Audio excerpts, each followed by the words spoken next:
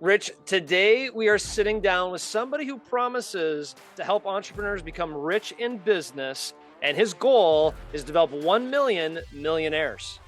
He told us he's got 161 of them already. I'm not sure I know anybody else who can account 161 millionaires as a result of applying their philosophy. And we go deep today into the 14 naming conventions that you can name a product or a service or a company or a tagline to make sure that it's remembered, it's memorable, and then ultimately people buy. Yeah, absolutely. His book, Brain Glue, promises to really have you think about the name of your company, the subtitle of your company, or subtitle of your book, or whatever you got going on in your world, because naming really sticks with people on the right side of the brain, and it's critically important. So without any further ado, here's Mr. James Bond. Hey entrepreneurs, are you looking to take your business to the next level? I'm sure you are. Listen up. The Entrepreneurs United Empowerment Experience is coming to Austin, Texas on October 2nd to the 4th, and you do not want to miss it. At this exclusive event, limited to just 50 entrepreneurs, you'll have the opportunity to connect with other like-minded business owners and CEOs, learn from industry experts, and enjoy unique experiences that you will not find anywhere else. The Entrepreneurs United Experience will leave you feeling inspired, energized, and ready to take on whatever opportunities and challenges come your way. So mark your calendars now for October 2nd to the 4th, and join us at the Omni Barton Creek Resort in Austin, Texas. You will not regret it. Visit entrepreneursunited.us to learn more and secure your spot today. James, welcome to the Entrepreneurs United podcast. Oh, thanks for having me. You have a book that just came out this year called Brain Glue. It's right behind you in a nice big print, so we can't miss it. I love having that there. Please tell us a little bit about the genesis of this book, where it all came from, and what's it all about. So let me start with this. I uncovered a secret to becoming rich in business, and it's blowing people's minds. Using behavioral science to make it easier to get people to say yes. And it's absolutely blowing people's minds. I got Jack Canfield, who wrote Chicken Soup for the Soul and a series of books. He sold 500 million books. And he read it. He started looking at it. And he said, he got pissed off at me. I said, why? He said, I have so many books to look at. I started looking at your book and I couldn't put the damn thing down. He said, and he's forcing everybody in his company. He bought books for everybody. He's forcing everybody in his company they're required to read the book and start applying it. Okay. And he sold 500 million books. He sold 100 million Chicken Soup for the Soul and 400 million of the Chicken Soup for the Teenage Soul, Chicken Soup for the Cancer Survivor Soul, etc. And so he doesn't need me telling him anything. And so like it blew my mind. So as I'm apologizing, sorry, I made you do that. Can I get your testimonials? I have it on recorded too. So just in case, but no, he said, yeah, I gave me permission to use it. But it's blowing people's minds. And I have a goal. My goal is 1 million millionaires. We already have about 161 millionaires people that have read the book and have applied it. And it's just taken them off like crazy. And so Brain Glue makes your ideas stick to the brain like glue, making it easier to get people to remember your product or idea and buy your product, okay?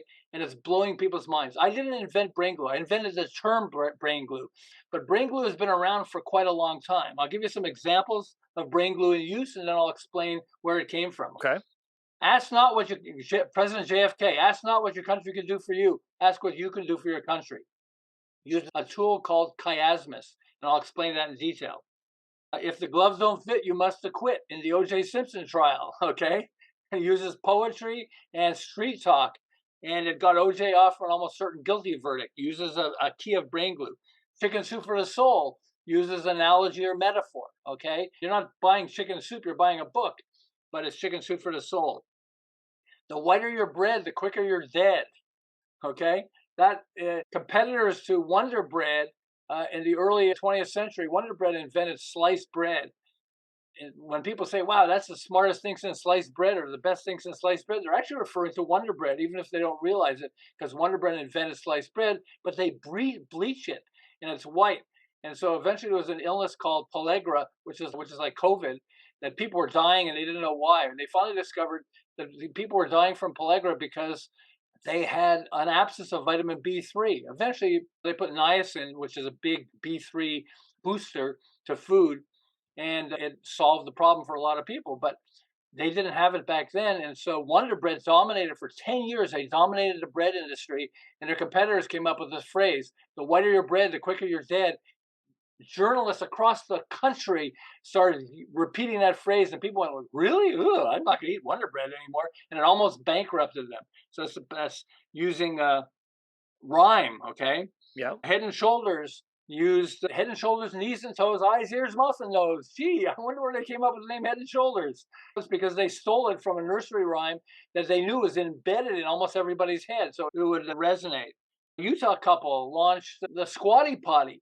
They were a mom and her son who had no business experience, but they were sitting on a toilet. My mom was sitting on the toilet and she said, "We need to have a stool that everybody raises their feet a little bit when they're on the toilet." I don't want to get too much into that. But the point was, they said, "This is a great idea for a product." And they needed to come up with a name. What's another name for toilet is potty. Okay, what rhymes with potty? I don't know. After a lot of thinking, they realized you got a squatty potty. Oh, what a great name. They went from zero to $100 million in less than 2 years because of this cool name. Okay. Mm. So it's just there's just a ton. Carrie Smith changed the name of his company. He had a manufacturing company, and he made some money. So he bought another company that made fans, really big fans that are used in farms. Big ass fans. That's exactly it. You got it. And it wasn't called Big Ass Fans initially. He was just selling it as Joe's Fans or whatever it was called. And one day he ran an ad and he said, "These are big ass fans. Why don't I run an ad for big ass fans?" And sales shot through the roof. And then he realized, maybe I should change the name of the product and the company to Big Ass Fans because people love that. Whoa. And so Big Ass Fans took off like gangbusters. Also, what he did was he started getting a little distracted and he said, "We're making all this money from Big Ass Fans. Let me sell other products too." He realized quickly that was distracting him from Big Ass Fans. He dumped them and just focused on Big Ass Fans. Mm. After 15 years in business, most people are struggling. After 15 years in business, they're glad to get some money. Guess how much money he got after 15 years? Wow. $500 million Yeah. he sold his company for after 15 years. James, let me just pause you here for a second. Uh-huh. You got me at you're here to make people rich in business. You Uh-huh. got me at I'm going to make a million millionaires. And you really got me as you're reading through all these different examples. The whiter the bread, the quicker you're dead. I remember that one. The chicken soup for your soul. Everybody knows those books, to your point. The glove doesn't fit. You must have quit. All these different things. And so I got the connection I think is you're making is that how you connect with someone's brain and stick there, which is the glue, is one part. And then you start moving to a whole different part here, which is focus. So if I had to dive deep into your book, do I have the first two premises correct? Which is Yes. you gotta really have something that sticks, that makes the glue. Mhm. And then the second one is double down on your winner, focus, and go. Would Mhm. those be two of the elements of your secret sauce? Absolutely. Absolutely. So I had these three guys who were, yeah, absolutely. Can I give you a story? Yeah, please. So I had these three guys who were, when I first started realizing it, before I called it brain glue, but I started pulling the thing out. I'll tell you how I came up with the concept of brain glue and how I put it all together, okay? Yep. But once I put it together, there were these three guys who had a construction company in Southern California. And I was working with them and I said, let's play this game, okay? Let's make a shopping list of all the different types of clients you're going after, okay? And it took an hour. You have to really think, oh, wait, I forgot about this one. Let's go through some of the invoices. Oh, yeah, we had these guys. And we had a shopping list of all, I love whiteboards. In week 2, I showed up in the whiteboard. I made a shopping list with them of all the different types of clients they went after. And I said, okay, now we're going to play this game. You have to choose one type of client you're going after and nobody else. You have to say no to everybody else. They said, we don't want to do that. I said, I don't worry about it. It's just a game right now, okay? Let's come up with one. Took a few minutes and they finally said, that one over there, fire restoration for insurance companies. I didn't know that, but I realized that in talking to them, okay, it's an insurance company. Every time they have somebody that has a fire, so the first thing you do is you go in and you check the frame. If the frame is damaged, you got to tear down the whole house. If it's not damaged, you got to put it up, make sure it's not going to catch fire again and stuff like that, and satisfy the client. So I said, okay, so fire restoration for insurance companies. So we need to come up with a trigger phrase for you guys, okay? Because they didn't want to change their name. So I said, the first thing your client thinks of if you're talking to an insurance guy at an insurance company is fire. So let's include the word fire in whatever we're doing. Why don't we call you guys the fire extinguisher for insurance companies? We'll get the website FireX. They said, huh, that's funny. I said, yeah, but let's do it. Okay, let's try it. They went out and they said, okay, they went to an insurance company and they said, so I want you guys to think of us as your fire extinguisher. Every time you have a fire, we're not going to put out the fire, but we're the fire extinguisher. We'll fix it. And they said, not clients started laughing while they were writing a purchase order. Yes. And they said it was so easy. We started trying it at other insurance companies and they started buying from us like crazy. It's like, because every time there was a fire, they had a client with a fire, they went, let's call a fire extinguisher, firex.com. And they got these guys and sales went from, it took them 10 years to reach 2 million in sales. In 1 year, I took them to 10. By the way, they razzed the hell out of me because they said, hey, the goal was supposed to be 12 million. My response is, shut up. Okay. They bought each other brand new, the biggest BMWs you can get. Then 2 years later, they reached 32 million in sales just by focusing on this one narrow area and having a hook, having a brain glue power hook. And that was the first one. I read it and it was all theoretical. It made sense. I took all these examples from history and things that I knew and everything else. But once I started applying it with clients, it blew my mind. Does this work easier than I thought? Wow. And I teach at the U.S. Small Business Administration. So I'll have sometimes small groups of 15 or 20, but usually 200 or 300 people. And it just blows their minds. They start writing them down and everything else. And of course, just because people wrote it down or read the book doesn't mean they'll apply it. But the people that apply it, I've got over 161 people, more than that, but that have applied it and have come back and shown how their business has exploded because of it. Wow. It's powerful because it uses, so there are two scientists. There's Gerald Saltman, who's at Harvard University, and then there's Daniel Kahneman, who's a Nobel Prize winning psychologist. And they both discovered independently that more than 90% of decision making happens on the right side of the brain. Yeah. That's why we say in marketing, they want you to know and trust you. Yeah, because you're probably selling logic and not emotion. Okay. If we're selling to the masses, and I ran an advertising agency, so I know selling to the masses how it works. You need a brain trigger because you can't trust the fact that you can't just rely on know and trust. Hopefully they do know and trust you, but you want to trigger the emotion sides of the brain. There's something called Hebb's law in neuroscience, which says neurons that fire together wire together, which means if you say chicken soup for the soul, how does the brain work? The first thing it goes is chicken soup for the soul. Jack Canfield was telling me, he came up with a book with 101 with a co-author, but he came up with the concept of he had 101 motivating stories that really can change your life. What are you going to call it? 101 motivating stories that really change your life. He wanted something different. So he was thinking about it and he couldn't come up with something. After a few weeks actually, he woke up one morning. He said, wait, chicken soup makes you feel good. So why don't we call the book Chicken Soup for the Spirit? Okay, so chicken soup for the spirit. It doesn't really sound right, but it's close. It's chicken soups, which is good. And he said it took a while for me to come up with it, but I realized alliteration, which is another brain glue tool. Soup, soul, S-O-U-P, S-O-U-L. That sounds better. Chicken soup for the soul, and the rest, as they say, is history. Obviously, you have to work to get people to introduce the book initially, but sales took off, and he sold 500 million, 100 million of that book, and 400 million of the other books in the series, just because it had chicken soup for the soul. So what happens with the brain is the brain goes, oh, here's a book, chicken soup for the soul. And your brain has to figure out, like, what chicken soup for the soul? What does that mean? Oh, chicken soup, I guess that makes you feel good for the soul. Oh, yeah, that resonates with me because it's triggering the emotion sides of the brain, but different parts of the brain at the same time. And going back to Hebb's law, neurons that fire together wire together. So every time you see the book, it automatically triggers all these things. And suddenly people are going, the more you can engage a person, particularly emotionally with the emotion sides of the brain, the more likely they are to buy your product or idea.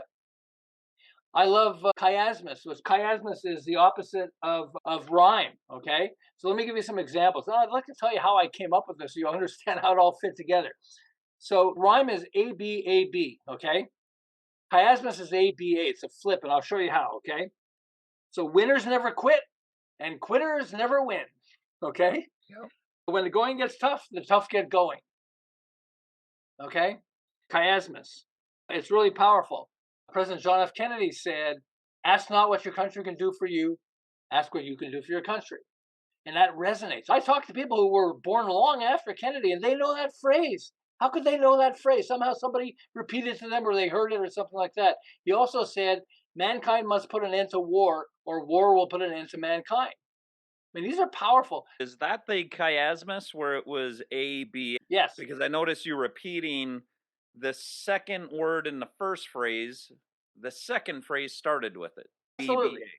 Yeah, and it's a flip. It could be opposites too, okay?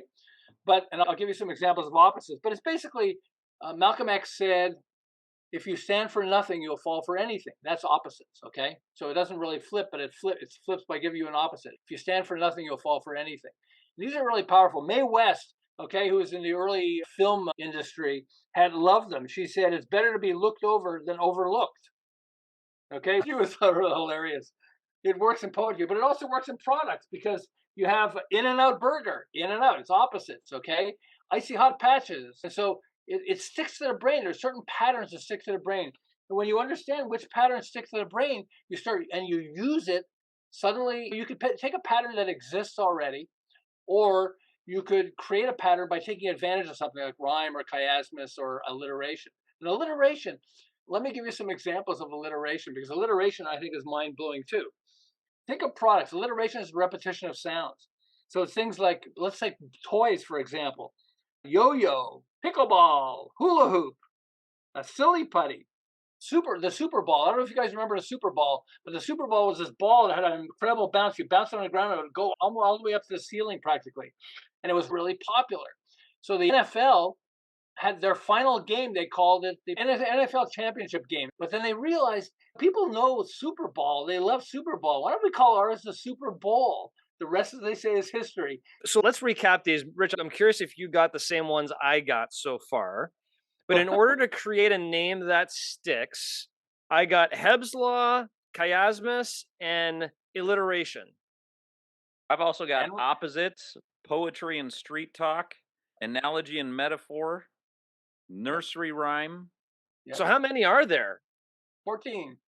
14 of them. Okay. And there's 14 James, different what- strategies. James, what percentage of your book is about naming conventions? Is that the whole book, or is that roughly half of it, or about what percentage of the book is about naming conventions, which the beginning of this 70%. podcast is focused on? 70%, I think. So let me give you an example. I had an advertising agency in Montreal. So about 70% of it, but I mix it with jokes. I mix it with famous phrases and stuff like that, so people can understand this. This is a human thing. This is a marketing thing. I have a marketing background. Okay, this is marketing. You definitely want to know this in marketing, but it's a human thing. Okay, let me give you a human example. Okay, for a second. So this mom says to me, I get terrified when people say, "You're an expert in brain glue. Help me with this." Okay, I hope this works. She says, "My son, he's 14 years old, and he asked me this question. I have no idea how to answer it." He said, "Mom, why do we have to follow so many rules in life?" Okay, so it's like, oh shit, sorry, shoot. So I'm like, okay. So she says to me, "How do we answer that?" So I went, "Okay, fool. Why do we have to follow so many rules in life? What rhymes with rules? Fools. The only fools don't follow rules. That's part of this. But let's punch it up even more. Let's put an analogy or a metaphor." And so I'm thinking with her, and I came up with one with her. And then I sat down with her son, and I said, "So your mom said, you're asking why do we have to follow so many rules in life?" And he said, "Yeah." I said, "When you're thirsty, you could drink out of the toilet, but why would you ever want to? Think about it. Only fools don't follow rules." And he looks at me and he goes, "Oh, that makes sense." First, when you get a 14-year-old to ever say anything makes sense, you got to escape because I figured he's going to ask me another question. So that was the first thing. But does it really make sense, or did I just trigger parts of his brain?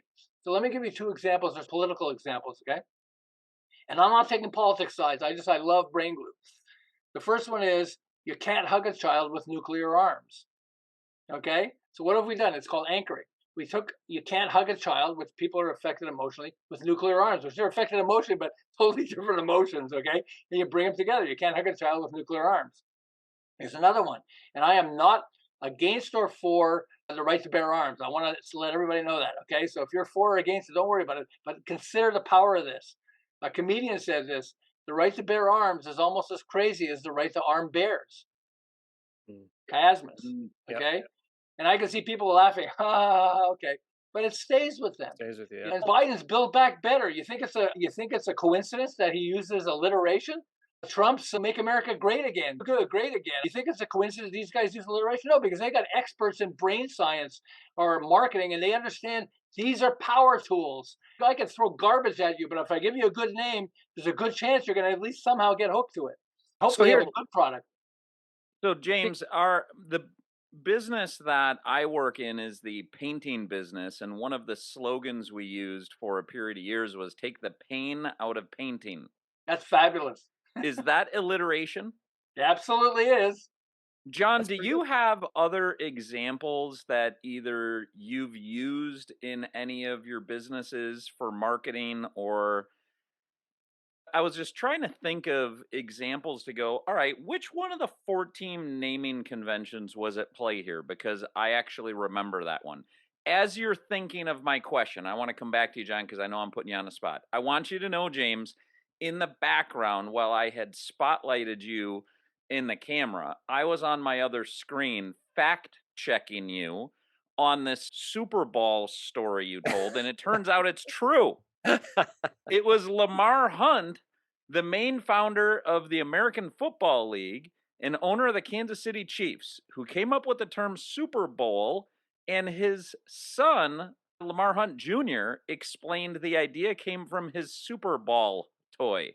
So I want you to know that was outlandish to me, and I'm sorry. I will believe you and your stories moving forward in this podcast, James. John, can you think of any that either are a product or a service that Well, while he's are doing that, that can I you try remember, something or with one that you've used? while he's doing that, while he's thinking of that, can I give you some examples of something that I think I saw on Shark Tank? Wally Amos, who did Famous Amos cookies, okay? And he was talking about how Famous sad he Amos, was. rhyming. Famous Amos. Famous Amos, perfect name, rhyme for sure, okay? And alliteration, but it's, yeah, often you get rhyme and alliteration go together, but Famous Amos is perfect. You can't, once you hear it, you can't not remember it, okay? Except he's not allowed to use Famous Amos anymore. I know things have changed for him now; they're using him as a spokesperson. But on Shark Tank, he was like struggling financially. I think he sold it for $1 million, and then they sold it for $60 million, and he was frustrated because they got more money than him. But he's not allowed to use the name Famous Amos, which he's famous for, and he's not allowed to use his face.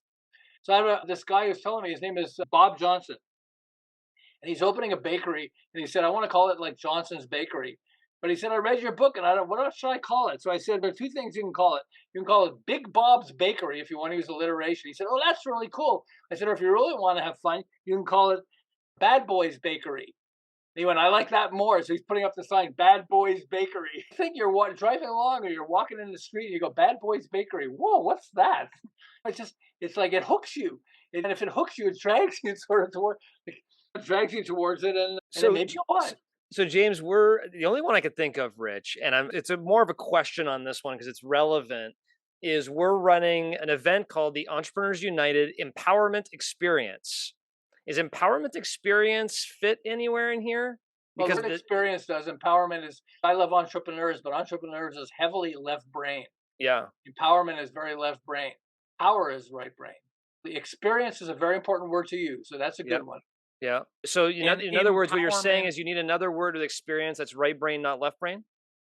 Yes. You don't need it, but you'll get better response and get better memory if you get it. Okay, so let's just do a Power trial run. experience. Let's do a trial. Entrepreneur's This power is very experience. interesting. So we're running Uh-oh. an event in Austin, by the way. Would love for you to attend if you wanted to come. Called the Entrepreneurs United Empowerment Experience, and it's an experience for 50 entrepreneurs that are trying to grow their businesses or have grown their businesses and looking to network and grow and so on and so forth. And we've called it the Entrepreneurs United Empowerment Experience. If we hired you as a consultant right now and said, look, help us come up with a new name for this event right now, we're going to rebrand it because we want it to be catchier and better according to everything we're learning here on Brain Glue. How would you consult us on that name? First, I would spend more time doing that, just doing it off the top of my head. But off the top of my head, we'd brainstorm, we'd put stuff on a whiteboard, okay? The power push for entrepreneurs would be one of the things I would think about. Empowerment is power. Power. So somehow I use the word power. And it doesn't have to use alliteration, okay? Yeah. So don't get hooked on just the fact that but I love power experience for entrepreneurs somehow, okay? The boost of power, electric power for entrepreneurs, lightning power for entrepreneurs, lightning cash power for entrepreneurs, power cash flow for entrepreneurs. But I use this line all the time. You guys can use it if you want. I say, most people don't want cash. I know you think you want cash. You don't want cash. You want cash flow. Yes, absolutely. Okay. And Yep. so that's what we want to do. The entrepreneur's power cash flow experience, or I don't know. Okay. So in other words, That's we his called idea, it the empowerment experience, but it would be better if it was called the power experience versus the empowerment experience, actually is what we've called it. The empowerment experience would be better if it was the power experience as an or example. you could say the empowerment power experience and repeat it that way. Oh, that's interesting. Empowerment power experience. Okay. So maybe the same question I would have here. Because remember, what you're trying to say is you're trying to get them excited. So empowerment experience, does that sound like really? Because empowerment is a left brain word. I love the word, and I use it all the time. But let me tell you a thing about my book. Okay, I'm a left brain guy. Most of us are. Okay, this is basically how to sell right brain for left brain people mostly. Okay. Yeah. Okay, and so my book was originally called "Sell More with the Right Brain Marketing Strategy" because I wanted to teach people what it is. Jack Canfield read my book. He was tortured, and he said, "I love your book. I couldn't put the damn thing down, everything else, but I'll give you a testimonial, but you got to change the name. The whole book is about brain glue. Call it brain glue. You have a left brain title, and you're trying to teach us how to sell with right brain." I'm like, what? And with books on Amazon, especially, once you pass 100 reviews, then it gets into their algorithm and they start promoting it more without you having to spend a fortune. And so I'm like close to 100 reviews, and he said, "No, you want to use my testimonials, you got to change it. You got to be what you're selling, okay? You're Good selling point. brain glue. You got to go to that." Give me a little bit of an overview here on I'm an entrepreneur listening to this episode. I already have a company. The company's been around for 10 plus years. It's already called something to the point of your example on And I want Amazon. to stop you just for a second and say, it's my construction guys were like that. They didn't want to change the name, so we created a power phrase to use on top of the name. Okay. So let's hold that for a second. Okay. Because you may have answered the question, but I just want to follow through my process here. That didn't work in your book's case. You couldn't just create a new subtitle to that long left minded title that you had and have your book do better. Changing the title of your name to Brain Glue and losing all your reviews and starting from scratch was the decision that was made. When does an entrepreneur make a decision, or when would you encourage an entrepreneur to make a decision? Be like, your company's name is a little bit too left brained. It's not really going to connect with people. You got to scratch this. And I know you spent $100 million on marketing in the last 10 years, but we're going to change this now or whatever. How does that come to be? And how do you get entrepreneurs over that edge? Because startups are different. I'm starting a bakery. Hey, James, help me with this naming, because a lot of entrepreneurs just really aren't that creative when it comes down to it. I could see the startup being a very perfect spot to work with somebody. But when you're in the middle of your business growth, you're trying to break through that messy middle. What would be maybe the criteria to which an entrepreneur listening to this should be like, yeah, I think we need a rebranding versus, yeah, we need a subtitle better to our business name versus, you know what, I'm good. I forget his name, but this guy started Open Kettle. Okay. And he was thinking through the process because he was trying to get more people coming to his restaurant, and they weren't. And he said, "Let's sell donuts." And he came up with the idea of, we're going to have donuts, donuts and coffee. We also came up with the idea of, because coffee back then tasted like crap, but when you went to high-end hotels, they had fantastic coffee. So he decided, we're going to get the same coffees that high-end hotels offer, and we'll offer donuts. And we'll offer donuts in lots of different tastes. We'll have all these 52 different varieties of donuts or whatever it was. Okay. But people weren't coming to the restaurant. And he said, "This is fantastic." People would come in and loved it, but nobody would come. Almost nobody came to the restaurant. So then he was struggling, and he said to one of the guys that worked there, "So how do people eat the donuts? How does it go?" And they said, "They dunk them in the coffee." He goes, "Oh, why don't we change the name to Dunkin' Donuts?" As he's putting the sign up outside Dunkin' Donuts, suddenly lines start forming for people to come into the restaurant. Dunkin' Donuts, okay? He used alliteration, but he also made it obvious what the product he was selling was. So John Gray, this is the thing that blew my mind and started this whole process. I originally ran an advertising agency in Montreal. Okay, I'm living in Southern California for 32 years, but I started in Montreal. I ran an advertising agency, worked my way up, and then won major clients like Kraft, Timex, Avon, Abbott Laboratories, Seagram's, their world headquarters in Montreal. But I'm very left brain, so I had logic and beauty and stuff like that, and that's why they bought our advertising. Then I had an opportunity through our connections to win the anti-drug campaign in America.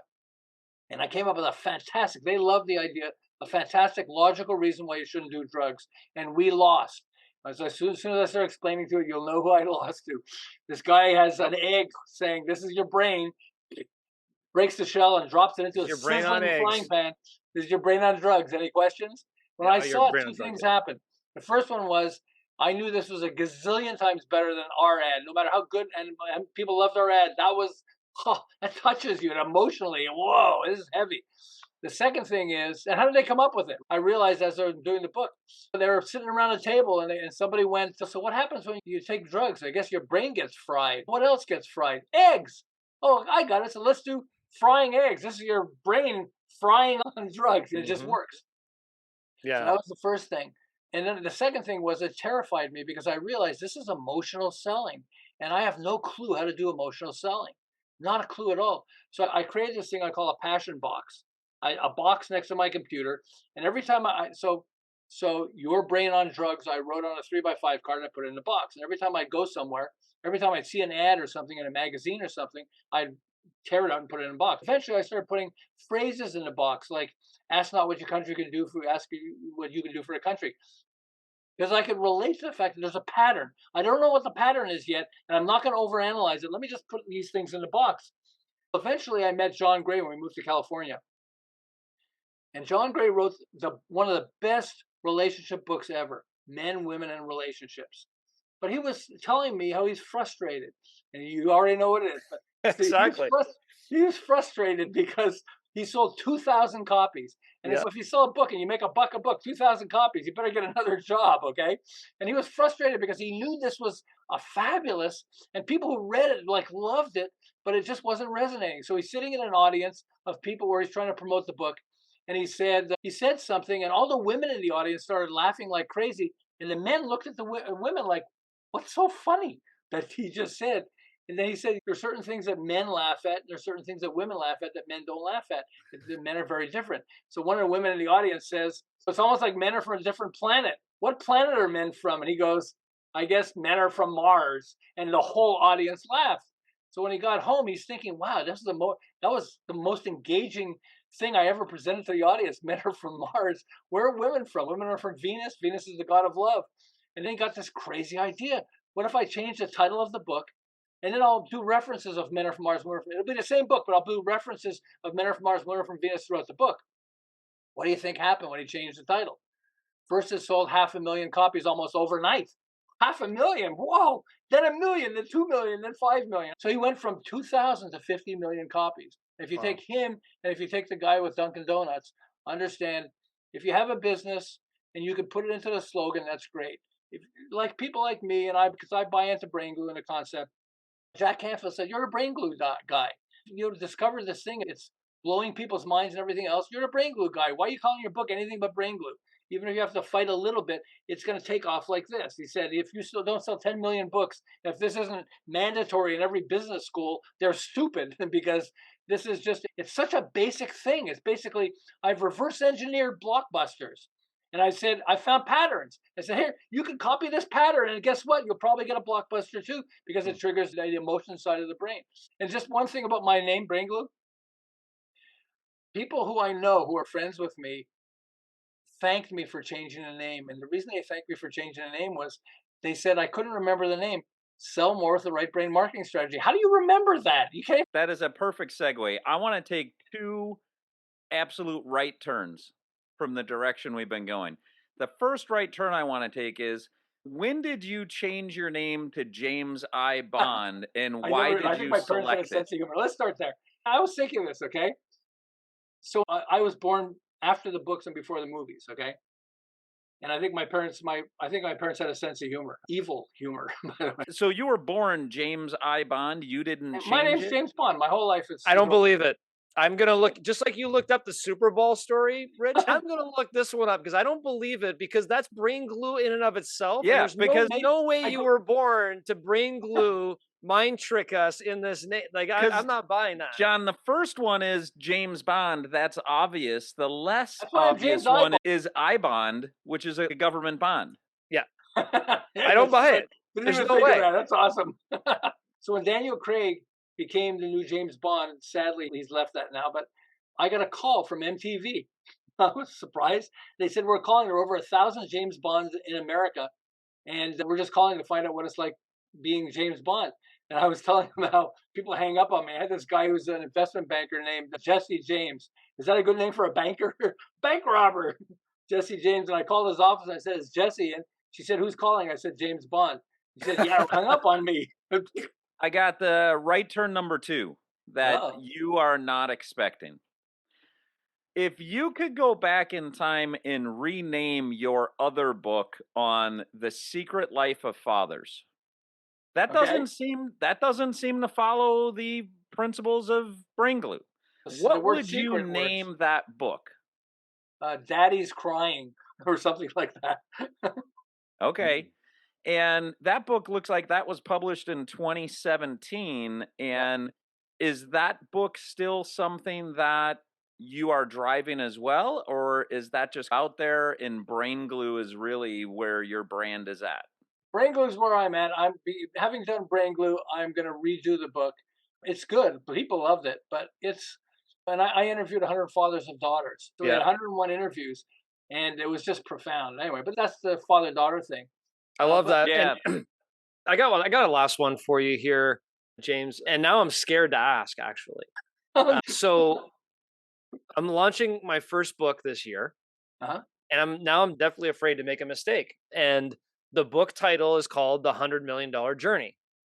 And Okay. I'd love your take on Terrible. it and any suggestions for improvement. Obviously, you may not be able to answer that question because you don't know all the background story and everything else. But how does that name resonate? I was going to say on a scale, why don't we start with on a scale of 1 to 10, what do you think of the $100 million journey? I How like would it. you rank it?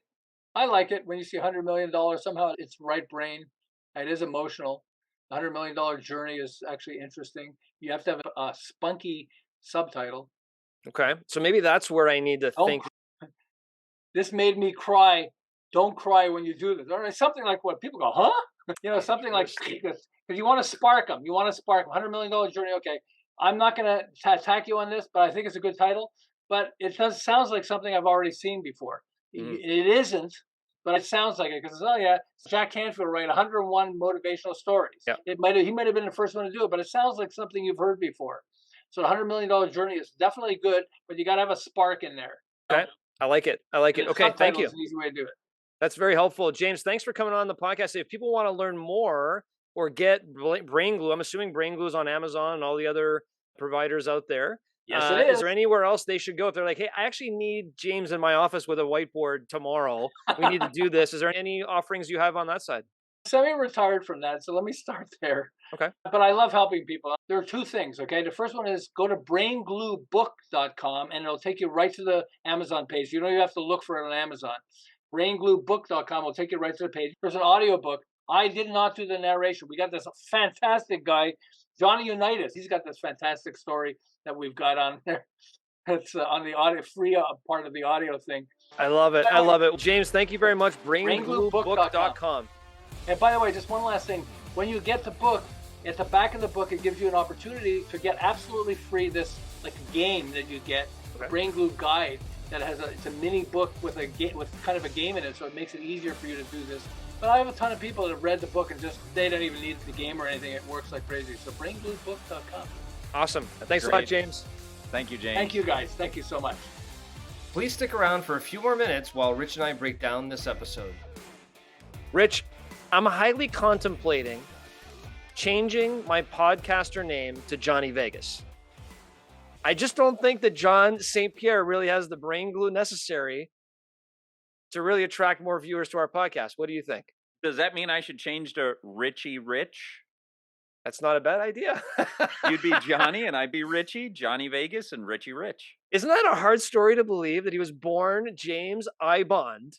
James I. Bond, not just James And- Bond, James I. Bond. And his whole life's mission is brain glue. Yes. Isn't that kind of interesting how sometimes the coincidences of the world or it's meant to be just comes together? Because as the conversation was going on, I was like, "There's no way this guy's name is James I. Bond.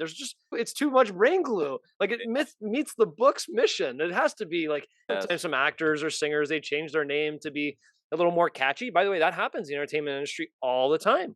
People change their name because they want it to really be more brain glue. So I just automatically assume this is his author name. that has more brain glue. I figured it had to be the case. You and I on former podcasts, we've talked about and explored with some guests the reticular activating system, the Yes. RAS.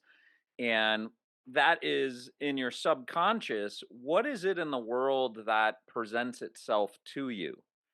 I do wonder, John, if a life of James Bond as your name and people are associating you with low seven, if there's Mm. something in his reticular activating system that drew him to the importance of naming conventions, I have to think that is not just serendipitous. It's not a lucky coincidence that happened. I wonder if there's something to his subconscious that drew him Mm. to what is so interesting about memorable names. Yeah, that's a very interesting way to think about it, right? Did he grow to be who he is today? And partly had to do with him having that name and the movie's coming out, it's popular, and he's getting phone calls of people saying, "Hey, are you the James? How does it feel to be like James Bond?" And that connection between that name and who his identity, but then also then seeing this pattern playing out. You must remember the "This is your brain, this is your brain on Yes. drugs." That is Yes. one of the most iconic advertising ads of our time, and I'm sure that had a play in him too. He's in a marketing agency. He loses this campaign and he's like, what's the pattern that's being developed here? And then he sees it over and over again. And that advertising campaign, which, caused him to lose the bid, a small little failure in the grand macrocosm of everything. But he fails in this thing. He's like, what's going on here? What's the secret sauce? And goes to figure that one out. And the examples he was giving, from big ass fans to the Wonder Bread example, all of them are phenomenal examples of how these things just stay connected. So I love the title of his book, Brain Glue. It completely makes sense. He gave no examples that I didn't already know, that I Squatty hadn't already potty? heard of. I've heard of that. Yes. I- Yeah. He said that people have read the book and they say, "Oh, our universities and colleges would be crazy not to have people read this for business or for marketing." And it really got me to thinking that for two pieces in my world. One, I coach some of our speakers at CertaPro and work with them on some of their messaging and their speaking skills as well. And I'm wondering if I want to get this book, and I'm wondering if I can up my skill of working with someone on what's the tagline of a message Mm. that they're delivering so that it will be memorable, and have that be part of a service that I provide people when I coach them on speaking. That's number one. Number two, I work with all of our program developers and distributors, if you want to call it that, all of our trainers that design our programs. And we have lots of models and lots of systems. And there has to be something that I've never tapped into in the naming convention on how we could get people to remember the use of the right tools in their role at the right time. There's something I've definitely not tapped into in naming conventions and memory. So I think this is legitimately immediately applicable to two big things that I do in my world, and I think it'll help me get better. I'm going to buy it on Amazon immediately after we stop this recording. Yeah, so am I. It's just perfect timing for me as well with just the for things that are going on. But when you even think in his scenario, he wrote the book on this and titled his book Yes. in a non-brain glue fashion. Yeah. And basically had to be like, "Oh my gosh, like I did it to myself," because we all have this left brain kind of thought process sometimes, not all of us, but many of us. And I got to think through. I'm certainly left brain minded and really opening myself up to exactly what you just said, looking at messages or speaking or titles of things or how you're naming a product or service or whatever.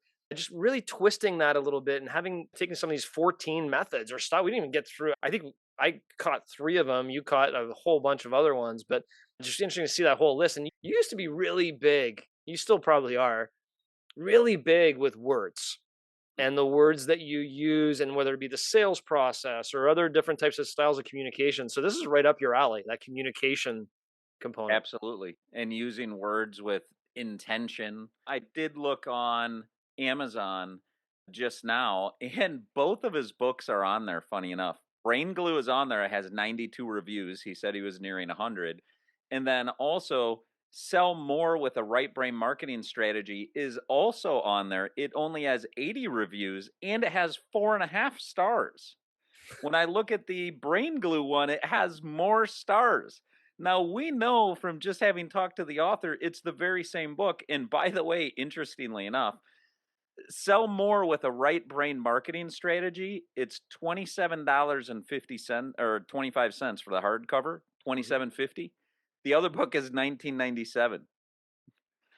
I don't know. I wish I had looked this up and asked him about what's the deal with the pricing strategy. Why are you changing the price, and why is it worth more for this whole title that you ended up going away from?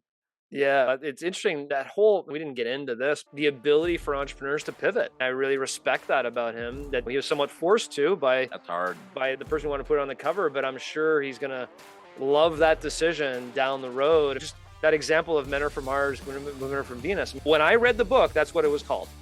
And it was Yes. catchy, and it's still Same. even used. I even use this today with my wife sometimes. When I don't do something she expects me to do, like, oh, I'm from Mars. It's caught on, and it's changed the whole generation and how people talk. So I really can connect with that, and I hope we can create some more of those types of naming conventions for what we do, what our entrepreneurs are listening to this do. And I definitely see how it could put something really on a fast, accelerated pace.